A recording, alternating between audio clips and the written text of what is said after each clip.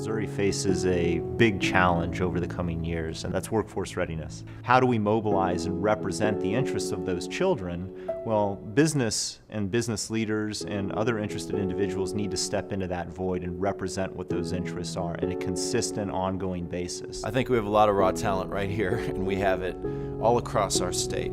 And yet, as a state, we have tended to underinvest in helping that talent to develop. In the state of Missouri, we meet a lot of really negative indicators. Without an investment in our youngest among us, where will we be 15 or 20 years from now? There's a connection between skilled workforce and connection in kids directly and indirectly. First off, you employ so many adult people in your business, and those people have children, and they want to be sure that their children are getting the best they can possibly get. That makes them able to be even more productive at work. But the other side of the coin is that you have to be thinking about the future all the time, and we have to be building a workforce for the future. And the more children are prepared to just go to kindergarten, and then from kindergarten to be able to read by the time they're in the third grade fluently and love reading, just helps us all as business people. They could be the next entrepreneurs of our community. Yeah, I've been an entrepreneur for over a decade.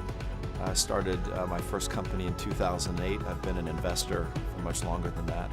We live in a knowledge economy today, and if we want to have the kind of high-tech, high-wage, high-growth economy here in Missouri that other states are developing, there's no better investment that we can make than an investment in our people and our skills and education. Missouri just doesn't have a focus on children. I think we spend $600 million on prison and only about $37 million on early childhood and children. That's just ridiculous. If we just switched it a little bit, just think how much better we would be. We wouldn't have to spend the money on the prisons because we'd be starting children on a much better footing, prepared for school and prepared for their adult life. I have found with companies that I've worked with over time that the greatest limiting factor that companies have, the fuel that they feed off of, is talent.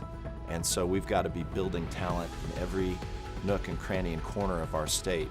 And the place to start is with our elementary schools, our preschools, and helping kids early empowered with the skills to become successful adults. Just the same way we can rally around our sports teams, I really believe that we can rally around our children. Other states and other countries are investing aggressively in education and skill formation because they understand that when people are empowered with skills and education, that's the fuel for economic strength and productivity over the long term. From my perspective as a business leader, that's a strategic investment. We need to invest today in order to benefit from it tomorrow and years to come.